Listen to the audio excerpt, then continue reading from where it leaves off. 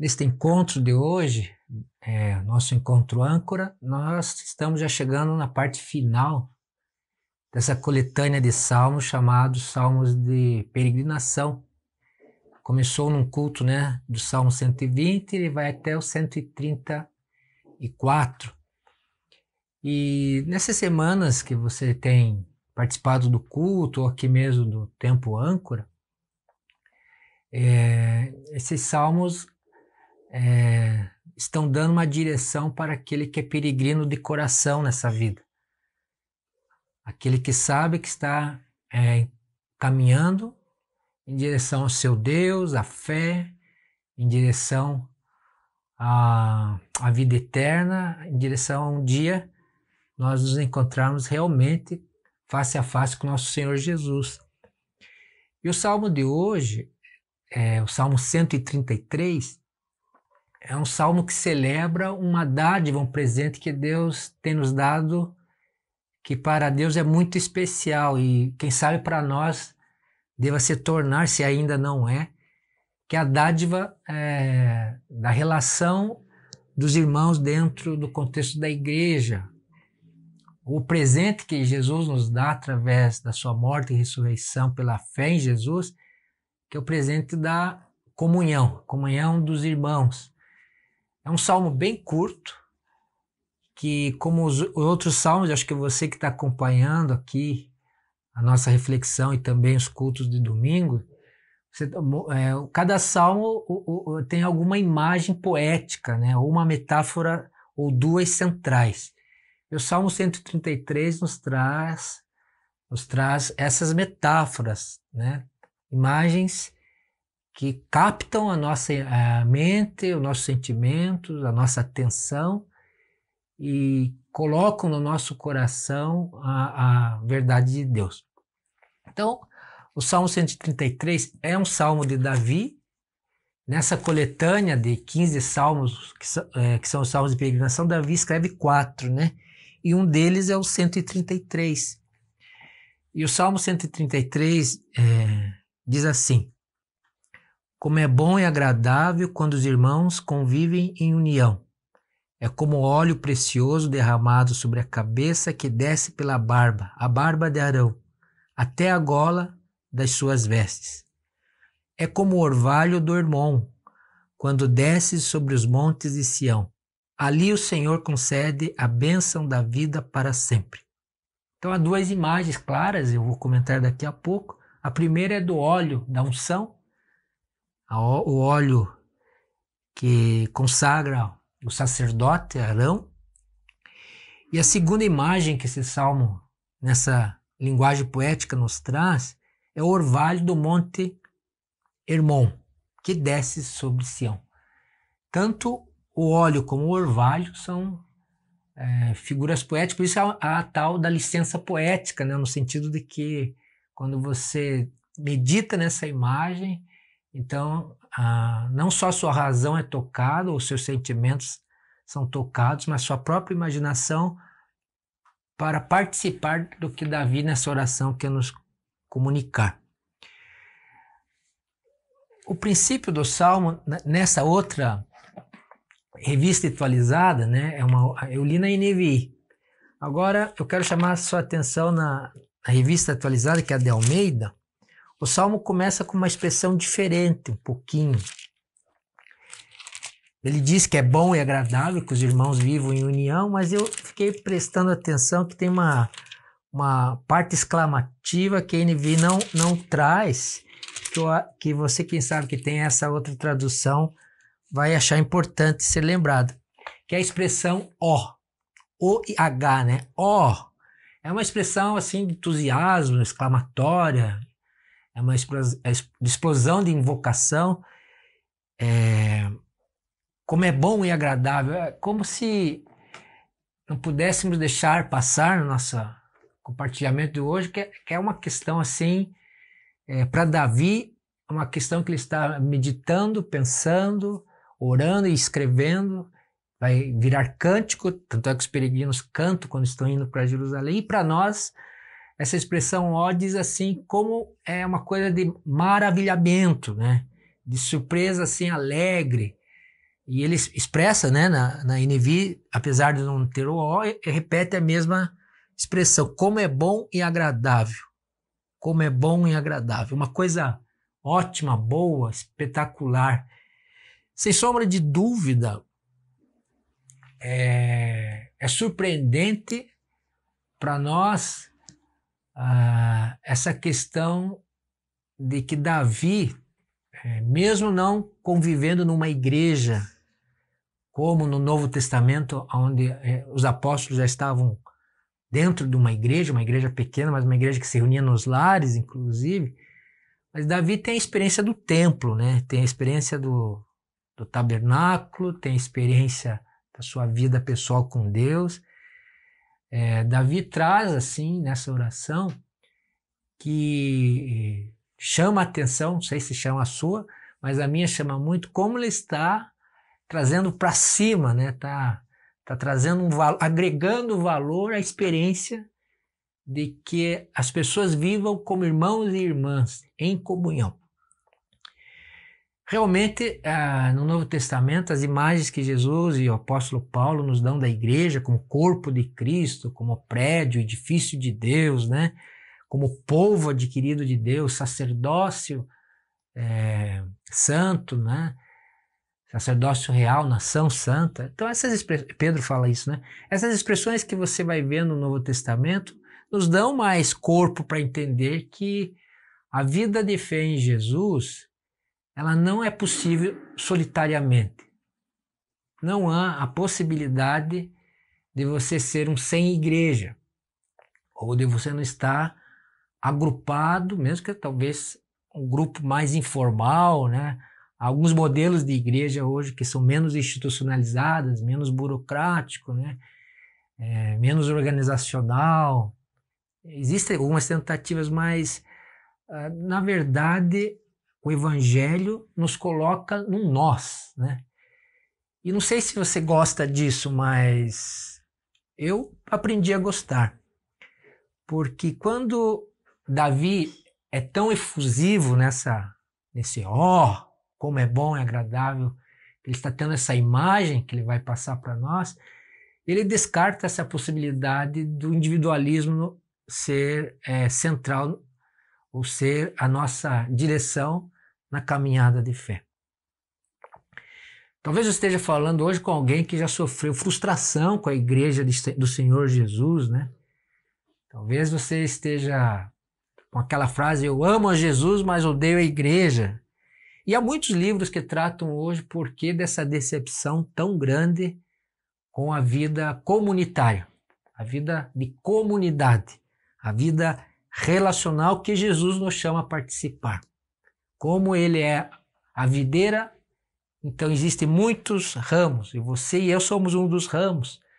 Não há vida fora de Jesus e não há vida nessa oliveira, nem é oliveira, é videira, né?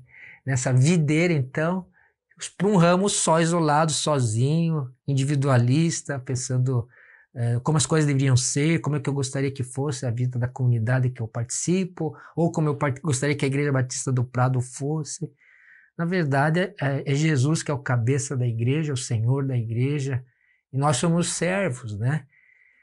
E o que Davi nos apresenta nessa oração é a exclamação que toda a vida cristã, toda a exuberância dos propósitos de Deus são para a família de Deus, são para o nós em comunhão, nunca um eu individualizado.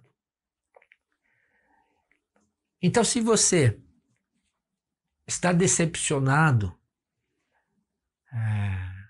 com a família da fé, se você está frustrado porque as coisas não ocorrem, né, como deveriam ser, talvez essa é para a Igreja Batista do Prado e para qualquer outra igreja, eu diria para você que há uma boa notícia, que Deus nos assiste pelo seu Espírito nessa videira que nós somos, um dos ramos, e Ele vivifica essa videira, Ele não deixa morrer, nem que haja sequidão e calor. Lembrando daquela árvore de Jeremias, que diz que A árvore produzirá fruto.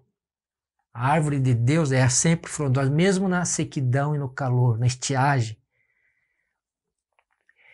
Um livro que me ajudou muito acho que eu li lá por 2018, esse livro aqui, eu sempre tenho lido alguma coisa, né, no Anchor, Vida em Comunhão, do Dietrich Bonhoeffer, um pastor da Alemanha que tinha um ministério na Inglaterra, mas volta para a Alemanha bem na Segunda Guerra Mundial, e ele tem uma convivência com 20 seminaristas, desenvolvendo uma experiência fraterna de vida em comum, né?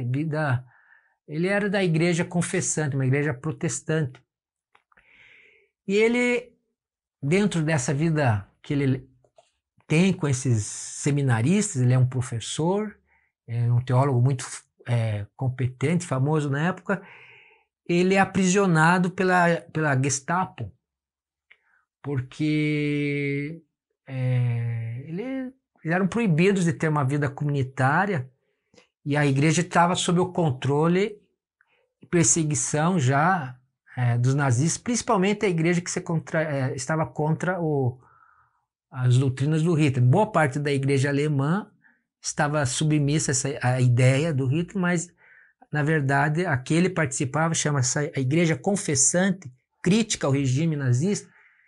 Então ele é preso. Mas esse livro retrata a vida dele não na prisão. Ele tem um livro famoso dele, que é Resistência e Submissão, que fala das cartas dele da prisão. Mas esse livro retrata um período anterior a ele ser preso, essa experiência de comunhão. E nesse... bom, você sabe, só antes de eu ler, que ele morre em 1945, bem no fim da guerra, ele ainda é executado pela Gestapo. O Dietrich Bonhoeffer, ele é um certo mártir, né? Porque ele mantém firme as suas convicções em Deus, em Jesus. Ele não aceita a doutrina que o nazismo pregava do Hitler, então ele é morto. Bem perto de quando a Alemanha se rende, mas ele falece. Mas sobre comunhão e o valor da comunhão, mesmo que nós soframos alguns percursos acidentados na vida da igreja, talvez você já sofreu frustração, eu provavelmente já fiz algumas pessoas se sentirem frustradas, talvez comigo, né, no pastorado, eu já sofri certa frustração e decepções nesses tantos anos que eu tenho de vida em comunhão, de comunidade, desde que eu me converti.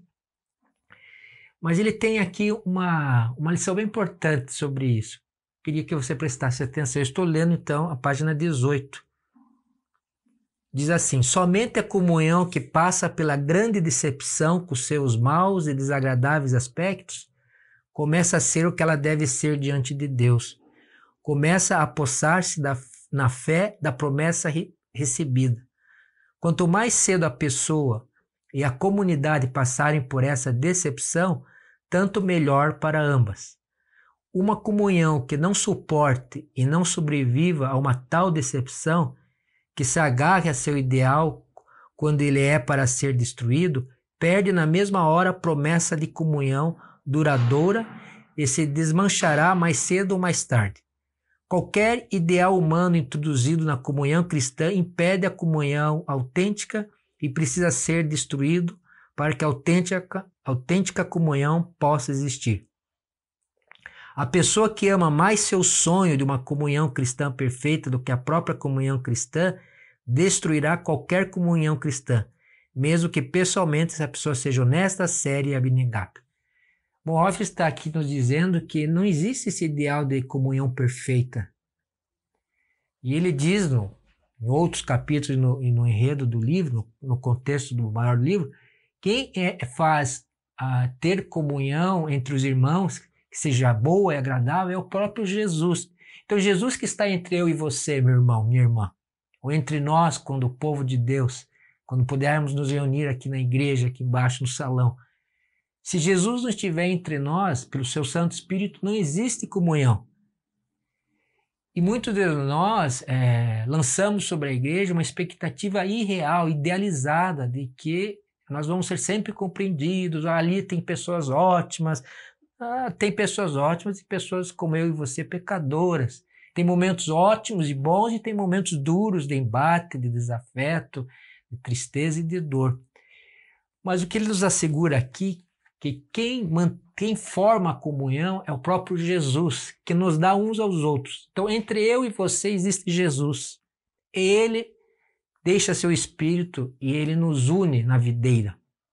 Se não houver a videira, não adianta ter os ramos. Se não houver a cabeça, não adianta ter o corpo de Cristo. Jesus é a cabeça. E isso nos dá uma paz muito grande, porque eu sou chamado a viver na comunidade do Senhor Jesus, na igreja, e eu faço e vivo isso por amor ao próprio Jesus Cristo, ao próprio Cristo, morto e ressurreto por mim. Então eu participo da comunhão dos santos não porque esse é um lugar que não vai me trazer trabalho, labor. Ao contrário, ele vai me trazer, muitas vezes, a necessidade de eu aprender as atitudes de Cristo, que Cristo tinha quando lidava com os discípulos e apóstolos. Perdoar, suportar, consolar, rir quando eles riam, chorar quando eles choravam. Abraçar Pedro depois da ressurreição, mesmo que ele o negou. Dar a opção de Judas ter arrependimento na mesa na hora da Santa Ceia, com aquele bocado de pão. As atitudes que Jesus tem para os discípulos e para os apóstolos e para a multidão depois da ressurreição é a atitude que eu e você temos que ter esse compromisso. E o Salmo 133, se a gente quiser orar, como é bom e agradável que os irmãos e irmãs vivam em comunhão. Se eu quiser cantar, orar e viver essa verdade, eu tenho que ter a humildade de Jesus e entender que não é o ideal que eu vou lidar com o real. E o real tem o bom e o ruim. O real tem o choro e a alegria. Dentro do corpo de Cristo da igreja há momentos de exultação e momentos de perdoar uns aos outros. Tem os momentos de levar as cargas uns dos outros. Mas tem um momento de que eu preciso permanecer, porque esse é o lugar que Jesus me plantou. Esse é o lugar que Jesus é o corpo místico de Cristo, é o corpo vivo de Cristo, a igreja do Senhor Jesus. Então não tem essa de amar Jesus e ficar bravo ou ficar longe da comunidade dele, que é a igreja. Nós podemos até ter experiências diferentes, né? Eu participei na minha vida de 2 igrejas, na que eu me converti, que é aqui mesmo em Curitiba, e a Igreja Batista do Prado. Você pode ter participado de várias experiências de comunidade. Importante, às vezes a gente até muda, pede transferência, né? Tem outro desafio. E essas mudanças são reais e são possíveis, e são comuns e naturais. Mas jamais há possibilidade de eu não escolher a me submeter uns aos outros no Novo Testamento e na Igreja de Jesus.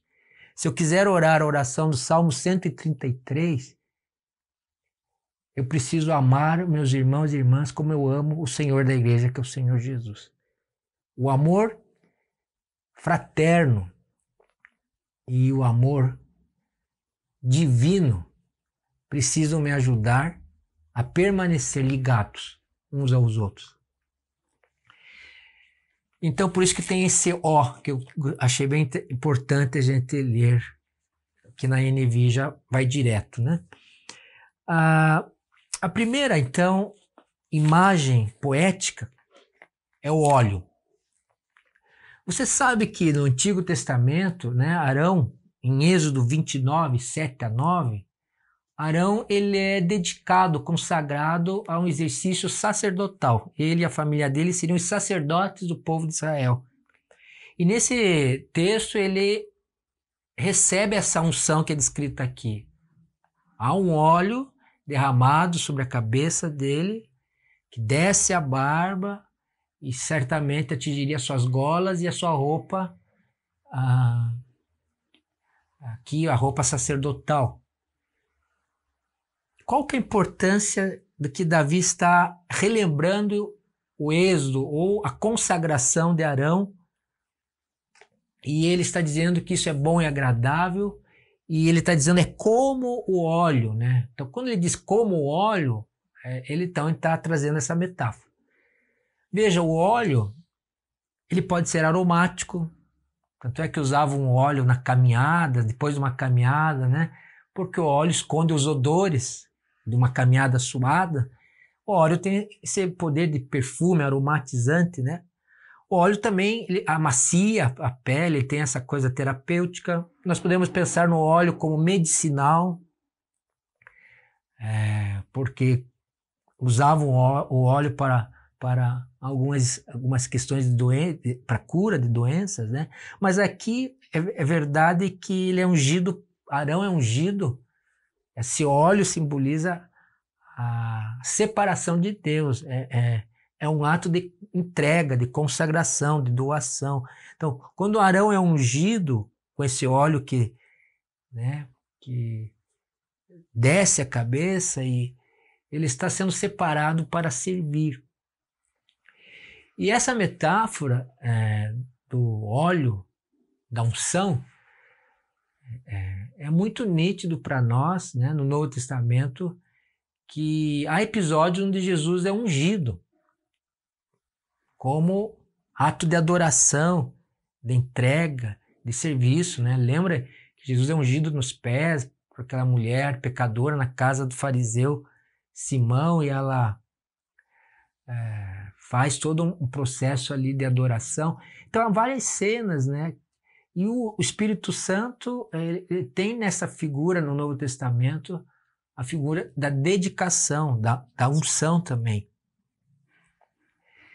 E o que o Davi deixa meio livre, porque aqui ele está focando a unção sacerdotal, e que para nós o Espírito Santo realmente nos leva à dedicação, ao serviço. Que daí vem a doutrina reformada, chama-se assim, o sacerdócio universal de todos os crentes, né? Lá com Lutero. O que essa doutrina da Reforma Protestante está lembrando quando houve a Reforma Protestante? Que eu e você somos os sacerdotes hoje. É a recuperação que não é só o clérigo que serve, não era só os consagrados que servem à igreja, né? Os tempo integral, os remunerados, os que estão numa ordem religiosa, os que são os pastores, os padres. O que deve recuperar é que o Espírito Santo nos capacita, ele é a unção de todo crente que crê no Senhor Jesus Cristo, que tem o Espírito, é a unção do serviço sacerdotal que Arão prestava a Israel. Ele era como se fosse um mediador entre Deus, o templo, e ele fazendo sacrifícios para perdão do povo. Arão e a sua descendência foram escolhidos por Deus para servir a Israel. Eu e você estamos no corpo de Cristo para desfrutar deste presente, dessa convocação, desse chamado que é servir uns aos outros. Eu quero ler um texto representativo. O Novo Testamento todo seria representativo, porque se eu sou um sacerdote, porque tenho Jesus, você e eu somos sacerdotes hoje. Sacerdotes universal. Todos servem, todos são o povo, todos são chamados, todos vão ter dons e talentos, todos vão ser capacitados pelo Espírito. E essa é a beleza desse salmo. Quando Davi vê que eles estão convivendo como irmãos e irmãs, porque Jesus é a comunhão entre nós, é o próprio Cristo que está no meio da igreja e deixa o seu Espírito, que nos leva a essa visão de que, nossa, como esse óleo é abençoador, como é abençoador fazer parte e, ao fazer parte, doar-me ao outro. Por isso que não há evangelho, o cristianismo individualizado, sozinho, porque isso encapsulado em si mesmo. Não há. Então o texto que eu quero ler de Romanos é um versículo só para exemplificar para você. Romanos 15:7 diz assim: portanto, acolhei-vos uns aos outros, como também Cristo nos acolheu para a glória de Deus. Se você olhar o contexto, que os 2 versículos anteriores diz assim: ora, o Deus da paciência e da consolação vos conceda o mesmo sentir de uns para com os outros, segundo Cristo Jesus, para que concordantemente a uma voz glorifiqueis ao Deus e Pai do nosso Senhor Jesus Cristo.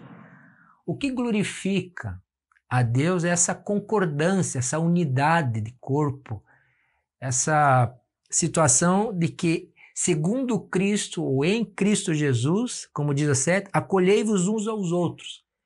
E a expressão que me chama a atenção, e você já deve ter cansado de ler esses textos bíblicos e ouvir pregações, dessa expressão curtinha aqui, uns aos outros. Amai-vos uns aos outros, consolai-vos uns aos outros, perdoai-vos uns aos outros. Existem dezenas e dezenas de mandamentos, ou de imperativos, ou de conselhos, ou de advertências, conforme o texto, que chama você a estar perto de pessoas. O que glorifica a Deus é ser como Jesus, que está entre o povo, está entre as pessoas, está servindo ao Pai, doando a sua vida. Jesus não veio para ser servido, mas para servir e dar a sua vida em resgate de muitos. Jesus se entregou por você e por mim. Então essa imagem de Arão sendo escolhido sacerdote, essa dedicação, esse momento único na vida de Israel, essa inauguração do sacerdote, o povo não tinha, aí uma tribo é escolhida e Arão é o representante dos sacerdotes, e quando o óleo é derramado ali, isso mostra a riqueza da vida de entrega uns pelos outros. A igreja não é para Deus avaliada só pela vibração, entusiasmo, organização, métodos, crescimento numérico, amplitude de ministério, urbanos, transculturais. A igreja do Senhor Jesus é como esse óleo, ela é separada, ungida, consagrada, né? E nessa função de se dar ao outro, a servir ao outro, a estar junto ao outro, porque essa é a glória de Deus Pai, Filho e Espírito Santo, que nos lembra uma segunda doutrina reformada. Se Arão nos lembra a doutrina do sacerdócio universal dos crentes, esse texto de Romanos nos lembra que a importância de lembrarmos a doutrina que Deus é triuno, a doutrina da Trindade. Porque como Deus é Pai, Filho, Espírito Santo, e vivem em amor perfeito, em amor mútuo, coiguais, coexistem, co-criadores, e como é uma vida relacional, nós temos um só Deus, mas ele é triuno, uma unidade perfeita. Então é claro que nós fomos chamados para compartilhar essa vida com Deus, que é nunca temos um Deus sozinho, isolado, solitário. Ele é triuno. Ele se relaciona o Pai com o Filho com o Espírito, o Espírito com o Pai em amor e em perfeição. Esse é o nosso chamado aqui também na Terra. Então a doutrina da Trindade nos leva a dar valor à relacionalidade que satisfaz a alma humana. E que você e eu somos sacerdotes, mesmo que você não seja um pastor, um padre, um religioso, você precisa perceber que a alegria da vida está nessa consagração aos planos de Deus, que é colocar você numa vida em comunhão, nunca um eu sozinho, sempre nós em comunhão.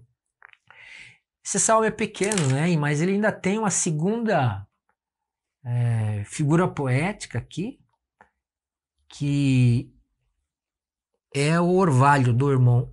É como, de novo a expressão, é como o orvalho do irmão, quando desce sobre os montes de Sião. Tanto o orvalho deste monte que está ao norte de Israel, né, Hermon, tanto quanto o óleo da unção, existe a expressão desce, ele se derrama. ele se estende para baixo, para longe, nos dá a amplitude da bênção da comunhão, da comunidade, do povo de Deus, que vive na unidade do Espírito. E ele desce até Sião, né? Representando, então, o lugar onde está o templo da adoração.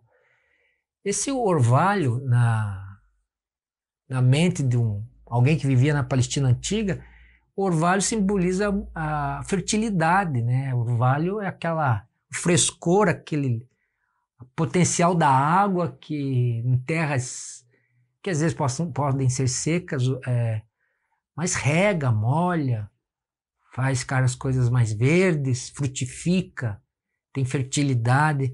Então essa imagem de orvalho, ela vai longe na nossa imaginação, mas tem o mesmo poder do óleo, porque traz vida, traz renovação, traz expectativa para frente, para o futuro. Você fica talvez pensando, mas o símbolo do orvalho também é em relação à vida comunitária da igreja? Sim, é a mesma metáfora para a mesma primeira exclamação. Como é bom e agradável que os irmãos e irmãs estejam e vivam em comunhão. Isso é um orvalho, isso é vida. É vida. Veja, a vida comunitária, apesar, como o Bonhoeffer lembrou, traz decepção, traz barreiras, traz muros e dificuldades, e isso faz parte, mas ao atravessar ou ao persistir, porque Jesus deseja isso da nossa vida, a continuidade no corpo, na família dele, né? Aliás, nós somos filhos e filhas adotivos, né? Por Jesus do Deus Pai. Esse orvalho, ele também nos traz a alegria, faz nos dar coragem para vencer as decepções que possamos ter vivido com as pessoas, chamadas irmãs e irmãos. Às vezes o fogo amigo nos machuca mais do que os inimigos de fora da igreja. Mas isso tem que ser contrabalançado com essas imagens que Davi nos traz da abundância que o orvalho vai trazer, descendo do Monte Hermon para todos os vales, para todas as planícies ao redor. Não duvide que o Espírito de Deus vai trabalhar nas nossas vidas através do seu povo, da sua igreja. Não duvide que as bênçãos de Deus estão quando o seu povo se reúne em seu nome, convive, né? Que nem Atos 2, Atos 4, né? E perseveravam unânimes no partir do pão, nas orações, na doutrina, e comiam as suas refeições com simplicidade todo dia, iam ao templo, eram unânimes. Quando a gente olha Atos e aquela vida comunitária, a gente fica assombrado. Nossa, eu gostaria que a minha vida fosse assim, tivesse um grupo de pessoas cristãs assim. Mas é assim, porque veja, não é o grupo de cristãos que faz, é o Espírito de Deus que está ali.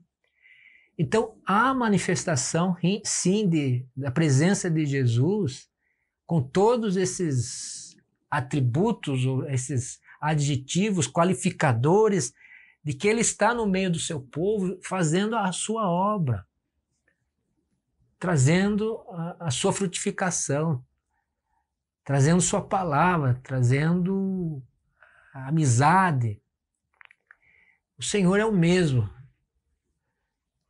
E o Espírito é o mesmo.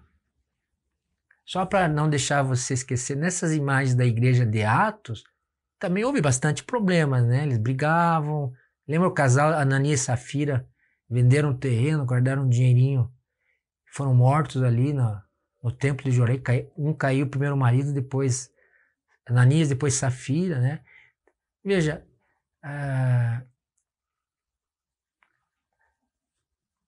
há os dois. Mas quando nós persistimos, sabendo que é os dois, nós vamos colher os resultados do orvalho descendo do Monte Hermon, a minha família, a minha casa, a minha vida. O Senhor vai trazer as suas recompensas, porque é assim que o Salmo termina. Não sei se você reparou. Ali o Senhor concede a bênção e a vida eterna. Ali, aonde o orvalho desce, aonde o óleo da unção está sendo derramado, como eles descem, são líquidos, né? Eles têm a capacidade de movimento. Pela mão do Senhor Jesus, ali há a festa de Deus, ali há a presença plena da manifestação da graça e misericórdia do Senhor Jesus, ali as consolações, os dons, a amizade que o Espírito concede na relação, irmãos e irmãs, do povo de Deus, da igreja do Senhor Jesus. Igreja, como você disse, são pessoas, e essa oração deixa firme e clara para nós, nesse encontro âncora, que o lugar de esperança para esse mundo, ali, a expressão ali, o Senhor concede a bênção e a vida eterna, ali quer dizer ali onde está o orvalho, é ali onde está a unção, ou ali onde está o Senhor Jesus, a manifestação do Pai, do Filho e do Espírito. Ali a bênção e a vida. Não há outro lugar de frutificação, não há outro espaço que possa ser de cura, de libertação, de salvação, de consolação, que não seja na presença do Deus triuno da fé. E o Deus triuno da fé está entre nós, na igreja do Senhor Jesus Cristo. Não na instituição, ou não no estilo de igreja, não na figura A ou B do seu líder, mas está entre os irmãos, porque o que nos une é a presença espiritual de Jesus, vivo e ressurreto. Pois é, então, como é que a gente pode terminar? Talvez orando, agradecendo pela vida da igreja. Não sei se você já agradeceu a vida da igreja. Eu sei que eu já reclamei bastante da vida da igreja, já critiquei bastante, já pensei bastante, mas às vezes eu fico pensando que Davi aqui está numa oração de reconhecimento, de ação de graças, de exultação, da beleza que é o do plano de Deus de ter pessoas que Ele está formando parecerem como o Senhor Jesus Cristo é. Eu quero incentivar você a agradecer pelas pessoas que você conhece, que são irmãs e irmãos em Cristo, pela comunidade que você está frequentando ou possa frequentar, porque ali a bênção, o Senhor promete e se movimenta, age entre nós. Vamos orar agradecendo? Senhor, nós agradecemos, ó Pai, em nome de Jesus, pelos teus planos, e nenhum deles pode ser frustrado. Agradecemos que o lugar de esperança realmente é a fé no Senhor Jesus, e é nós participarmos, Senhor, do teu corpo, da tua família, da fé, do povo de Deus, que é a tua igreja, Senhor. Agradecemos que, apesar de nossas fraquezas e fragilidades, o Senhor nos honra com a tua presença e cumpre a tua promessa. O Senhor está entre nós. Agradecemos, Senhor, pelos nossos irmãos e irmãs. Agradecemos por aqueles que nos ajudaram e nos ajudam, aqueles que intercedem por nós, que nos animam em muitos momentos de tristeza, que colaboram, Senhor, nos momentos de escassez, quando temos dificuldades. Obrigado que o Senhor colocou-nos em relacionamento, e o Senhor que nos une.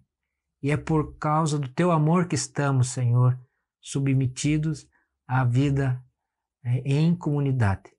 Agradecemos pela Igreja Batista do Prado, pelas igrejas que são tuas aqui na cidade, pelas igrejas espalhadas em todos os cantos, Senhor, porque o Senhor está vivo e o Senhor mantém a tua igreja viva e dinâmica, e nem as portas do inferno vão prevalecer sobre ela, sobre a tua igreja. Nós agradecemos, Senhor, em nome de Jesus. Amém. Pessoal, nós estamos terminando nosso tempo âncora. Lembrando que já montamos um grupo que vai estudar o Evangelho de João em 4 semanas, né? Que deve começar essa semana. Estamos montando um segundo grupo que já tem 3 pessoas interessadas. Nós queremos fazer grupos de 5, 6 pessoas. Então, se você quer participar de 4 estudos no Evangelho de João, e que vai ser sobre uma plataforma online, e a gente pode orar junto. Se você é novo, você não conhece ninguém da igreja, mas quer ter contato, então se inscreva aí no WhatsApp da igreja, tá bom? Até a semana que vem.